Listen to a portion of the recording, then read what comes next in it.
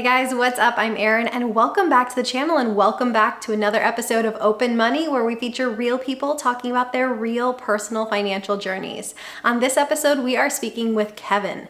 Kevin is on the cusp of retirement and he and his wife have made some pretty big changes in anticipation of that. First, Erin, thanks for having me on the show. I found your channel and I love it. So I appreciate being able to talk to you. So Well, my name's thank you. Kevin. I'm 59. Next year, I'm going to turn 60. So right at that edge of wanting to retire. Yeah. And I live in Idaho Falls, Idaho, which is not too far from Yellowstone National Park. And we moved here about a little under 2 years ago from California. So quite a change for us, but it's part of our plan in getting ready to retire. Yep, absolutely. I was going to ask if you are retired, but you said getting ready to retire. When do you expect to retire? So honestly, I expected to retire probably around a year ago. When the market started going down, I figured, there's that sequence of returns risk. And I said, well, I'll just keep working a little longer and give it some time. It's better to be putting money into a down market than to be taking money out. Yes, that's exactly what I would do. Like if I was on the brink of it and had the choice, I would stay working. Right. Of course, I'd love to retire and go traveling and go fishing more and that kind of stuff. But I don't want to take the risk of doing it in a down market. Absolutely. So are you going to time your retirement based on what the market does, or do you have like a set age in mind where you're like, no, I'm done at that point? So I'm really on the verge of either I'm going to retire at the end of this calendar year, let's say January 1st or something like that, or I'll work into mid-June probably of next year. And that's really because of my work and, they have bonus structures and that kind of stuff. And if I stick it out, I want to stick it around to one of those points where they pay me a little. Absolutely. Well, I mean, since before we dive into like income or anything, do you want to talk about what your numbers look like? Sure, absolutely. So I track my numbers probably at least once a year, maybe twice a year. Net worth is somewhere around 3 million, maybe slightly over, depending upon the market conditions.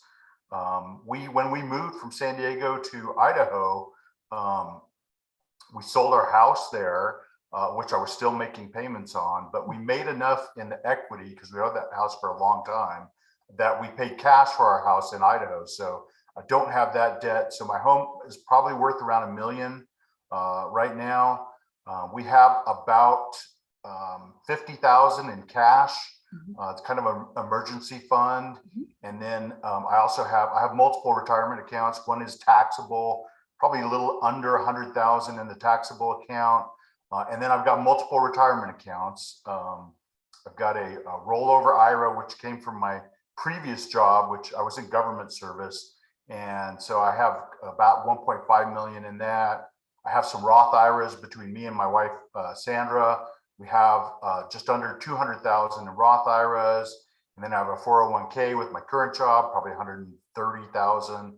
And I have a deferred comp account where I've been taking the last couple of years. When I left government service, I went to work for the private sector, and there's a bonus structure. And so I've been taking my bonuses and deferred comp. So they'll pay out after I retire, so that I'll hopefully be in a lower tax bracket. Nice. Not a lot of jobs offer that. Yeah, it's great. I mean, there are tax rules in the IRS tables or whatever, but I thought it was a good deal. Otherwise, I would have gotten taxed on the whole amount, of the bonus in a higher tax bracket. Absolutely. And any debts to speak of? Well, like I said, we paid off our house. That was the big one. Yep.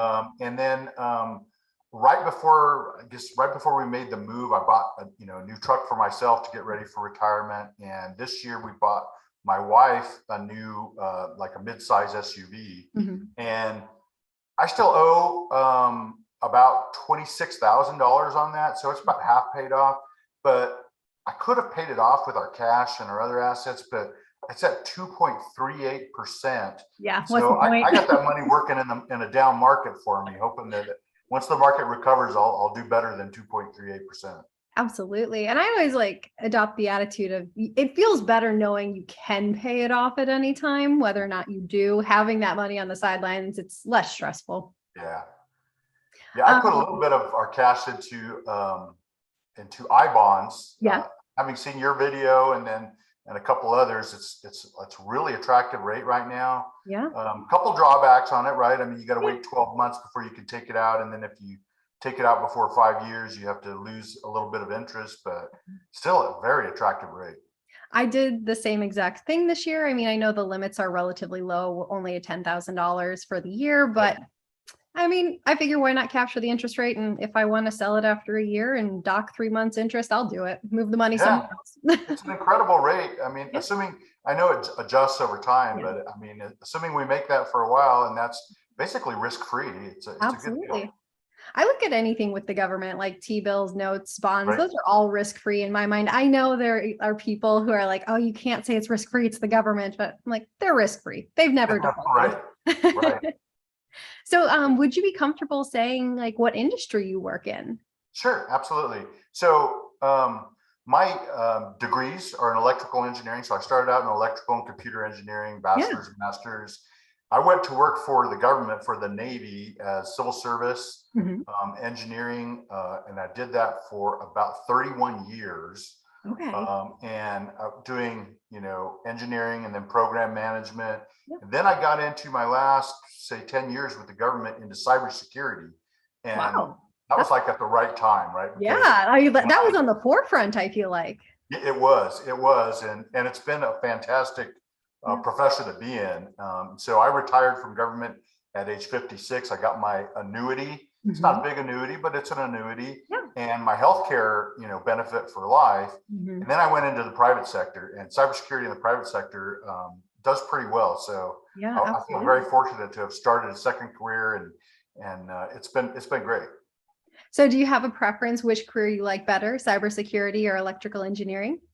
Um, I think I like cybersecurity because it's been a growth field. It's constantly changing. Mhm. It's a little bit of a cat and mouse, mystery type thing to follow, and it's just a booming area, right? I mean, there's, in my where I work and other locations, they can't hire people fast enough out of Mhm. college or people with experience. So salaries are kind of driven up, and people are paid pretty well in this field because there's more demand than there is supply. Yeah. Would you be willing to talk about what the income looks like in the field and what you've experienced? Um, Yeah, I mean, a little bit. I think, when I was on the government side, right, I felt like I was doing something good, right? I was benefiting the Navy and my country. Yeah. I wasn't making a ton of money. I wasn't poor by any means, but I also wasn't making a lot of money. When I got onto the private sector side, let's just say my income went up by probably 50%. Oh, wow. So a pretty big raise. And then there's a Yeah. bonus structure on top of that. And they're paying people really good money right now in cybersecurity. All right. I mean, we should get more people in it. I think any computer related field or tech related field, Yes, your future is so, so bright. You could work anywhere remotely, internationally. I mean, I just think the opportunities are endless in tech. I agree with you, and it's going to continue to grow. I mean, if you Yeah. look at the history of technology, we're at a stage where the change is so rapid, more rapid than it's ever been before. And what the world's going to look like in 10 years in technology is way different than what it looks like today. Yeah. I mean, I get to the point where, I mean, I'm only in my 30s, but I feel like it's hard to keep up with all the changes because I work remotely and there's a lot of tech changes coming all the time. And Yeah. I'm just like, I don't know. I feel like what baby boomers must have felt like when everything started. Yeah, I mean, I look at like my parents, right? My Yeah. dad, and he lived to the ripe age of 94, but Mhm. he never used computers. He never No. wanted to learn to use computers. And today, Yeah. kids are learning how to use computers. Their phones, their watches, everything has computers. Yeah. Absolutely. It's a lot. It's changing quick. Yeah. So, what motivated the decision from moving from California to Idaho? Oh, well, it was really about preparing for retirement. I knew living in California, and I loved it, right? You can't beat the weather in San Diego, California. Yeah.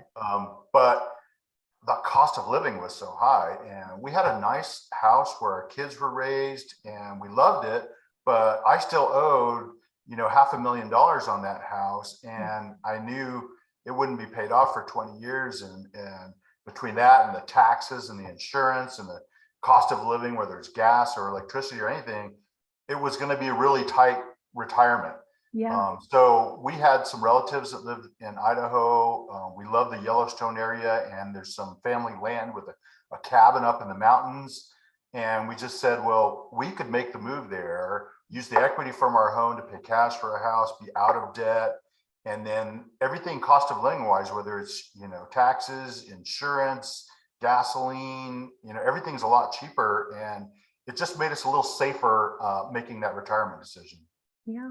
I mean, it's kind of, I don't want to say funny, but it's kind of interesting to think about someone with a portfolio of $3 million thinking that you have to go maybe more Midwest rather than coastal, just because Yeah. you would think it sounds like a lot. You would think it would set you up wherever you are, but I relate to that. The numbers still it sounds dramatic, Yeah, well, I mean, first, let me just say my portfolio is not 3 million. Yeah. A Sorry. million Net of that is worth. the house. That is But, very true. plus, I have a little annuity. I mean, I think I'm in a good position. Yeah. But it just made me nervous, right? I'm a very Yeah. much I will fall on the side of safety Yes. over risk when it comes to retirement, because I think once I leave the industry, Mhm. I'm going to get passed over quick. My knowledge will be evaporated quickly, and I better make sure I'm safe. Do you think you'll ever do any sort of consulting or any side work in retirement? Because I know that could potentially be available in that field. Yeah, I mean, I kind of think that's what I'm doing now, right? I got Yeah. into the consulting business on the private side, right? Because I Yeah. got a number of years of experience. I don't know. I think when I retire, getting close to 60, right, you start to realize life is short. Mhm. And, who knows, when I'm in my mid 70s or my 80s, I may not be able to do much. So I better take advantage of the next 10 years Yeah. and do some things, right? And me and my wife want to travel. I'd like to try some hobbies. I mean, who knows? I could get bored and go get another job, but I'll probably be a Walmart greeter or something like that. That's just not stressful, and fun to do. Yeah. Do you want to speak to how you built your portfolio over the years and what's your investing style? Yeah. So how I built it. I mean, I've heard you say this 100 times. The earlier you start, the better off you are, and that's absolutely true. So I started straight out of college. I got my first job. I made some mistakes throughout my life, but I was pretty consistent, right? I mean, I definitely always got any employer match. Mhm. And then I tried to, as quickly as I could, get to the IRS limits on contributions, because I knew over time that would grow. I would say I made some mistakes early because maybe I only got the match for a while, and I could have put away more. And the tax advantages of 401ks and IRAs are immense. Yeah. And so also, when we bought our first house, right, and started to have a family, I was a little worried about making that payment. So I probably reduced my 401k contributions. Yeah. But overall, over 30 plus years, that money grew a lot. And I'm really thrilled about that. Recently, since I've been making a little more money, we're doing, Roth, backdoor Roth, contributions, IRA contributions. And the old saying that it takes money to make money is true. Yeah. And I say that because 10% of $100,000 is a lot different than 10% of $1 million. Oh yeah. And so once you see that money start to grow, it's crazy. I mean, we hit $1 million, I think, around 2017, right? That's And awesome. so, yeah. And so if you look at the last, and I know the market's down now and people are worried about it, but if you look at right before this year, we had almost 12 years of bull market growth. Oh, yeah. And that's what really boomed our account. Once we had $1 million and we had regular years of 10%, gains, it grew pretty quick. I feel like there's two pretty early benchmarks. You got the 100,000, and then I feel like you kind of really notice the portfolio growing after that. And then once it hits $1 million, it kind of like takes off like a rocket ship. Yeah, it does. And that's just because 10% of $1 million is a lot more money. Oh yeah. And there are days I'll go look at the market and I'll see, oh, look, it's up, 2% or whatever. And I'll get my calculator out and I'll say, oh my gosh, I just made, $30,000 or $40,000 in one day. And Yeah. but that goes down the next day. So Yeah. It's a ride. yeah, but it's fun to track it anyway. I track my numbers with my mom, and a lot of times, like when there are really good days and then the market's booming, so not this year, but in previous years, we'll write down what the daily total was. And then when we run our number tomorrow, we subtract it and we're like, oh my God, I made 30 grand in a Right, day. And that right. feels good because you're like, that was a year's salary or something. Yes, it's fun to do that, but it can also drive you crazy, right? Because the Yes. market is definitely volatile. The only When thing it we goes know, down, I don't do that. yeah, the only thing we know for sure is over the long term, it has always grown. I mean, we'll go through down periods, corrections, recessions, but in the long term, that slope is always upward. So it's if you're in it for the long term, you're going to make money by staying in it and continuously dollar cost averaging into the market. Yeah, I 100% agree. Long term, just stay in it. It goes up. Just don't sell. Don't get out. Right. Unless you're retired and you're starting to withdraw on your accounts. Different story. That's the goal. I mean, to be honest with you, and the reason we're at where we're at now is it's not only safety for me and my wife, we're going to be fine, but it's also, I want to leave a nest egg for my kids. Yeah. And so I'd love to be able to live off of the growth and let that principle go to my kids someday. And, I would feel good about that. My kids, my grandkids, making sure that I'm also setting them up for a long and happy life. Absolutely. I think that's a great way to start things off, as long as you've taught them how to manage their finances. Yeah, well, we're working on that, but they're still in college, so they don't always listen to dad, but hopefully some of it'll sink in. It will, I'm sure. It just takes a little bit. You said you got started really early, like right out of college. I think that wasn't necessarily the way people looked at it 30 years ago. So I actually think that's kind of makes you a rare bird. Yeah, well, like I said, I was in government service, right? Yeah. And they used to have a retirement program called CSRS where you get a really nice annuity. Yeah. But I got in like the year after or 2 years after, and they moved to a FERS program, which included 401ks. Okay. And once I learned about that when I first got that job, and I said, well, free money, right? An employer match is free money. I'm going to get all of that. Yeah. And then, and then I started doing, most of my knowledge has come from learning on my own. And when I say on my own, it's not really on my own. It's reading books, it's watching videos, it's, it's Warren Buffett, Jack Bogle, Larry Swedroe, Paul Merriman. I've tracked all those guys and read a lot of their stuff. And, because I always cared about planning for the future, right? I'm a saver. My wife's a little bit of a spender, but I'm a saver. And so I've always worried and planned for the future. And once I read, and saw videos from those folks, I said, well, that makes complete sense. And, the advent of index funds, it's like, you can't go wrong with low fee, index funds. I agree with that. Now, you said you're a saver. I'm a saver as well. And here's something that I worry about, and you're going to have to give me your opinion on it. Once I hit retirement, how do I switch from being a saver and investor to a spender?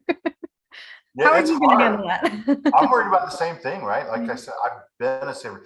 The balance between me and my wife has been great, right? I mean, because she was a spender and, I was always a saver and, worried about everything that I spent money on. Yeah. So we've kind of rubbed off on each other a little bit and kind of met in the middle. And, we enjoy life today. So we spend money. Yeah. But every time we make a big purchase, we talk about it together and decide, do we really need this? Would that money be better off on something else, or is it important for our happiness today? Yeah. And so, we look at those types of things for the most part. And I don't know how we're going to make the switch. I think, though, once I do retire and I start taking up hobbies and stuff, I'll spend a little because I know the money's there. Yeah. And if it's a good year, maybe I'll give myself a little raise and buy some stuff, or me and my wife. Yeah. Or if it's a bad year, maybe we'll take a haircut and cut back a little bit on our spending. I like that approach of being flexible with what you withdraw, because thinking that you have to withdraw the same amount every single year, I think makes it a little bit too rigid. Because if you play the way the market is going, it makes your life a little bit more flexible. Some years you're a little more frugal. Other years you're like, hey, we get to live it up a bit. Right? I mean, there's that old 4% rule that everybody knows, and it's great for planning Mhm. purposes. But I think once you do hit the retirement, you really need to think about it every year, and you need to look at a more dynamic strategy, right? And if you're doing well, yeah, you can get a little raise, at least certainly inflation. Mhm. But if the market's struggling, maybe you want to cut back on your spending until you recover. Absolutely. And I think being a saver your entire life allows that frugality to come right back. Yeah, I mean it'll be there, but I'm also looking forward to. I've saved up some money. I'm going to buy a toy to go trail riding, one of those side by side Oh, vehicles and stuff. nice. I figured because I won't be doing that when I'm 80, so I might as Yeah. well do it now. Well, I mean, there's always that theory that you spend more in the first years of your retirement. Those are like your go-go years. Yeah, And then they have your slow go years and then your no go years. So right. path, I'm hoping I never have any no go years. I want to do the cliff approach, like living Yes. life, doing well, and then just drop off a cliff. Well, I think it's important, and I know people say, well, you stay at home more often when you get old, but honestly, you got to stay active mentally, Absolutely. physically. It's important for your health, for your well-being, emotionally. I think, that's going to be one of my challenges in retirement. Do I have enough things to do?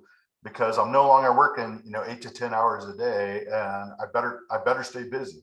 I think the more active you stay, the better quality life you have, the better you stay engaged in life. So you don't have that slow decline. At least that's what I think. I mean, I don't I know. I agree. My dad lived till 94 and he was always very active. My aunt just recently passed away and she was actually a Catholic nun, Mhm. but she passed away at 104 years old Wow. and she was working the whole time. I mean, she Yeah. loved what she did. But I think staying active does play a role in your longevity.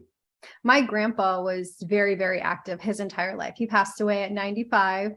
He missed his 100th birthday. He wanted 100. But I remember at 90, he was still climbing on his roof, which was a 3-story house, and shoveling it off in Michigan winters. Yes. You have to get off the roof at 90, no more. Yes, I'm already off the roof. Like I said, we have some family land up in the forest, the mountain Yeah. areas near Yellowstone. Yeah. And every winter we got to go up there like twice a year to shovel snow. And Yeah. I'm already at that age. I don't want to fall off the roof. So, I send my kids up there and, Yeah. that's how they get their college money.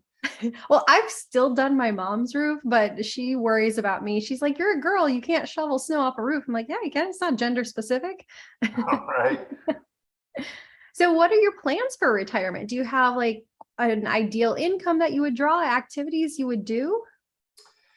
Um, well, as far as income, our approach is, we've got a couple of buckets of money, right? So Mhm. we've got um, annuity, Mhm. right? So I've got annuity from my job. My wife worked for about 10 years. She's got an annuity in her job. She was Mhm. actually working in law enforcement at the women's jail, Oh, wow. and yeah, in San Diego. And so she has a little bit of annuity. She stopped working when we had kids, right? Mhm. Because she helped the kids. She volunteered at the Mhm. schools, did a lot, probably worked a lot harder than me in those years.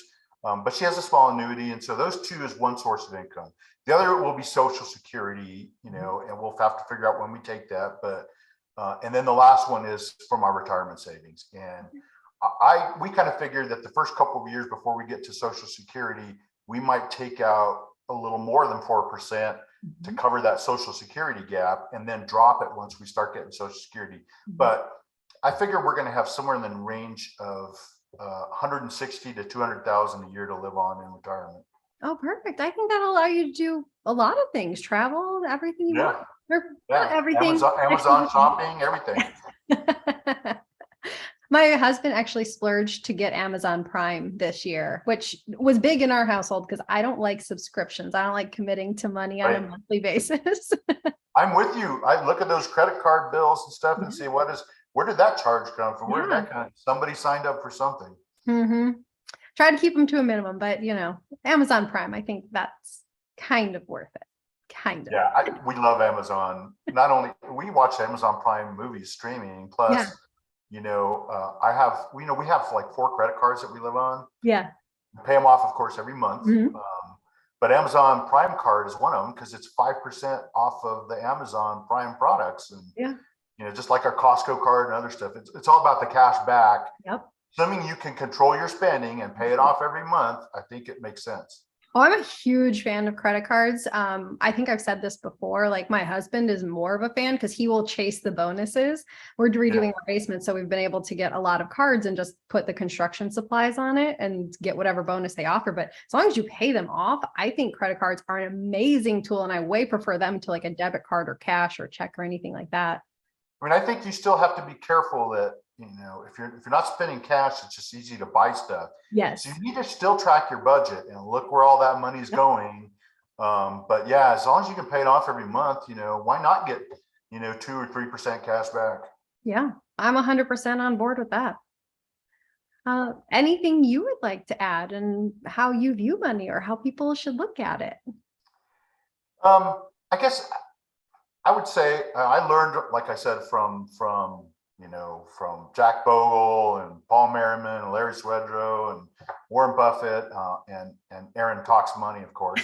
But I kind of live by like 4 financial rules, and I kind of set this a while back when I was doing my own stuff. And one is live on a budget, right? Know how much money you're spending, know what your income is, establish a budget, and make sure that budget includes savings and investment. And stay within that. Of course, month to month you might go a little over, a little under, but overall you should track that budget and try to live within your means. Second one is take advantage of free money. So, and I look at free money multiple ways. A 401k match is free money. I also look at traditional and Roth, whether it's a 401k or an IRA. To me, that's free money because they are tax advantaged and it's less money going to the Uncle Sam. And so that's free money as well. As kind of a corollary to that one, I would say it's also pay attention to which account you're using for what. So for example, I have both Roth and traditional. I make sure that my Roth is all equities, because I don't put bonds in there and I don't put other stuff, because I want to maximize growth in that account because I'll never be taxed again. I was taxed before I put it in, but I'll never be taxed again on that. I think that's a huge point. Some people actually put tax advantaged investments in a tax advantaged account, and like that's right. Not for those. Right. It's you have to know where you're putting things. Things that pay dividends or capital gains. You really need to pay attention to that. And then the third one that I have was dollar cost averaging. Right. It's about being consistent over time in your investments. Don't try to time the market. I've done that a couple of times in my life, thinking I knew more than the people from Harvard and Yale and all that other stuff. And once it worked out, and a couple other times it didn't work out. So I don't do that. I just put money in consistently over time, and it makes sense. Even the best people fail at timing. We know that because index funds are better than actively managed funds. Absolutely. And then the last thing I'd say is that, right? Diversify through index funds, right? So I have total U.S. stocks, I have total U.S. bonds, a little bit of international stocks, et cetera, but they're all index funds that are low fee.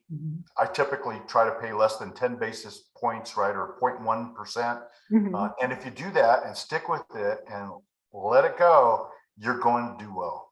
Absolutely. I agree with everything there. I also like when you said dollar cost averaging, like I feel like we've all had moments where we're like, oh, I think I know what the market's going to do. I bet I can time this now. And we've all had our moments where it worked out a little and then other times where it didn't. So I 100% I can relate to that. Do you have a frequency with which you dollar cost average? Yeah, I mean, every paycheck. Okay. Which right now, I used to be paid bi-weekly, and now I'm paid monthly. Yeah. But every paycheck, I have money going into my 401k. I also, because when we moved to Idaho and our expenses went down a little, Mhm. I also have a certain amount of money every month that go into my investment account, my vacation account, Yeah. and my emergency account. By the way, that's another tip which I don't have in my rules, but keep your money in separate locations intended for a purpose, right? Yeah. So every month I put money into a vacation. So next year I got this much money to spend on vacation, and we grow our, if you have that automatically happening, you don't see it in your checking account, you're Mhm. less likely to spend it. Yeah, because I mean, it's easy to say, oh, I have this in my checking account. I can go spend it on whatever I want. And Right. then there's no money left for the vacation or for Exactly. whatever you wanted. Right. Yeah, I love that. I always wanted to ask that just because I know everyone has a different frequency for their preference for dollar cost averaging. Ultimately, I think it all works out and it's fine as long as you're regularly going in. But some people are like, oh, I do it weekly, I do it bi-weekly, I do it monthly. It just, yeah, Yeah. just curiosity's sake. Yeah, with me, it's just a paycheck thing. And paycheck goes into my main account checking, and then automatically gets dispersed to other accounts. And then, at the beginning of each month, I'll go in and I'll move money into my investment, from there into my investments. So you mentioned that your wife became a stay-at-home mom. Did that influence your finances? Did it affect the family life? It did. I will say it was a conscious decision on our part. Um, we both made the decision that she, would help take care of the kids. She'd volunteer at the schools, make sure they got a good education growing up. But yeah, it impacted our finances a lot. It was a drastic drop in our income. And at the time, I was in a government job, again, doing fine, but not getting rich. Mhm. And so I would say that, especially living in San Diego, we struggled for a while. We were probably spending more money. I was always paying into my investment accounts, Mhm. but having trouble keeping up with the payments every month. And so there was one point where I said I've made some mistakes in my life. There was a time when we had to refinance our house to take out some equity to pay off, debt. So yeah, we made that decision. It never stopped us from investing in our future and our retirement, Good. but we certainly struggled paycheck to paycheck for a while.